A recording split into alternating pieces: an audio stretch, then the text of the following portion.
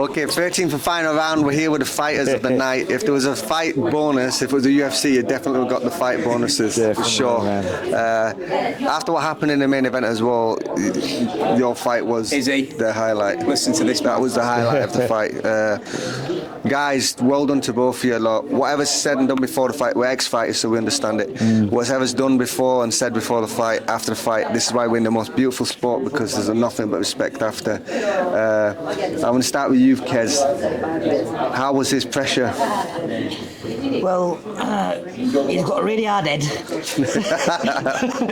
But no, listen, he made it a tough fight in there. Like I said, no disrespect to him. I thought I won the fight, but he made it hard. He made me work, and he didn't lay off. He didn't, what's the word? I think it's both on TV there. Well, that wasn't a good clip. See that right? But no, listen, he made it hard work. He did what he needed to do. And like I say, whether I won the fight or not, we came out with the draw, and that's the reality of it. And we can get it on again. Could I ask you, was that the plan for you to keep your guard up and walk him down and just cast a shot? And I said to Qais before in the conference, the first one, I'm never outboxing him. No. Listen, as far as talent, and I've said it, and now I stick by it. As far as talent goes, he's the most talented kid I've boxed. I knew just from what he did as an amateur, and I've said it, and I've said it again. It sounds like I'm fucking blowing smoke, but is what he did as an amateur is something that every amateur wants to do. He's been to the Olympics and represented the country, so there's no way I'm going to stand off and beat him in a boxing match. So I had to try and dogfight him and pull him into a fight that he didn't want to be in.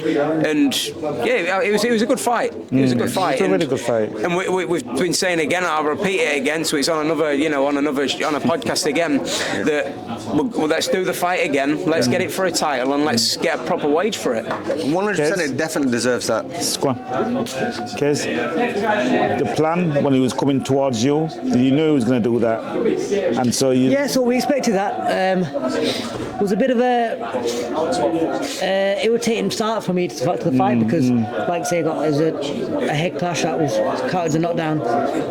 So that kind of took me off my game a little bit, but I thought I got back into it well enough. I was sticking to the game plan, using my jab, and keeping him off. And like I say, I thought he was missing quite wildly at times, but he had a bit of success in his own right as well. You both boxed as well. You both had a good tactic there. You know what I mean? So next time you rematch, we're just going to see, aren't we? Sometimes fights like that don't end up. It could end up a real boring night for the spectators. You've got someone that's the back foot is slick, sharp. Got some foot behind the shots actually. So I took him on the pads about 6 or 7 weeks back. I was quite surprised how hard he hit when he hit on the pads. Yeah, I've been told. Don't be giving me secrets away, right? I've been told by a few people. They said, "Look, you've got to keep on him and on him and on him." I know I had to keep on him, but they said, "Don't disrespect his power." Say just because he's come up from super bantamweight, don't disrespect that. Listen, they're 8-ounce gloves. Them look tiny gloves. Even someone that's a bomb puncher, he's got 5 stoppages in his own right against. Some of them are the good kids. So I was expecting, I wasn't going in there like, I can just walk through it. Even though after the early stages, I thought then, right, I've got to push and.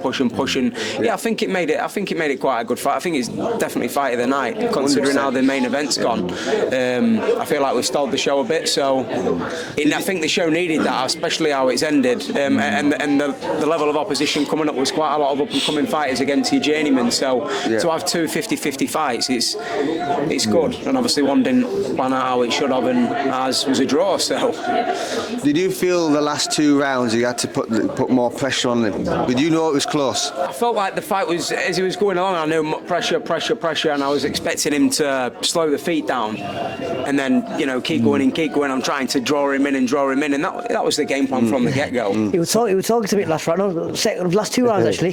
Come on, Qais, come on. I was thinking, I thought he's mad, this kid,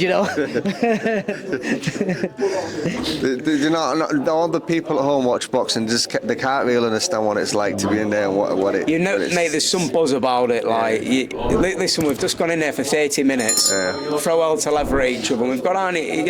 I respect him more than I do most people in life because you have to share the ring with him for 30 minutes. So there's no point. You can't gain anyone's respect more than when you've done that with them. 100%. I always explain when you take your missus to the bedroom and you make love to that's an intimate Last thing. 30, I know, last 30 minutes.